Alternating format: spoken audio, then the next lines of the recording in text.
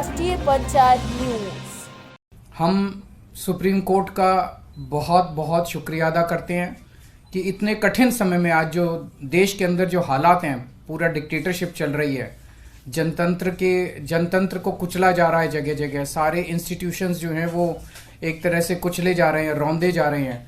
ऐसे में supreme court का ये जो फैसला है ये बहुत मायने रखता है जनतंत्र के लिए, और जनतंत्र को बचाने के लिए ये सुप्रीम कोर्ट का फैसला बहुत अहम है। इंडिया गठबंधन, इसलिए हम सुप्रीम कोर्ट का बहुत बहुत शुक्रिया अदा करते हैं। इंडिया गठबंधन की ये बहुत बड़ी जीत है, पहली जीत है, बहुत बड़ी जीत है और बहुत बड़े मायने रखती है। एक तरह से उन लोगों से छीन के लाए हम लोग ये जीत। उन लोगों ने तो चोरी कर लिया था ये चुनाव, उन लोगों ने तो वोट चोरी कर लिए थे, लेकिन हमने हार नहीं मानी। हम आखिरी समय तक लड़ते रहे, संघर्ष करते रहे और अंत में हमारी जीत हुई। तो ये पूरे देश के लिए, इंडिया गठबंधन के लिए बहुत बड़ी जीत है और बहुत बड़ा संकेत देती है देश को। जो लोग कहते हैं कि बीजेपी को हराया नहीं जा सकता, बीजेपी को हराया जा सकता है, एकता से हराया जा सकता है, अच्छी प्लानिंग और स्ट्रेटेजी से हराया जा सकता है और मेहनत से हराया जा सकता है। ये इस चुनाव के नतीजों ने साबित कर दिया।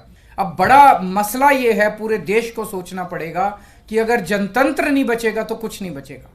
आज जितनी कॉन्फिडेंस के साथ ये कह रहे हैं 370 सीट आएंगी, 370 सीट आएंगी, एक तरह से देश के लोगों को चैलेंज कर रहे हैं ये लोग कि तुम्हारे वोट की जरूरत नहीं है हम लोगों को, हमारी तो आ रही है 370 सीट। तुम्हारे वोट की जरूरत नहीं है हम लोगों को, हमारी तो आ रही है 370 सीट।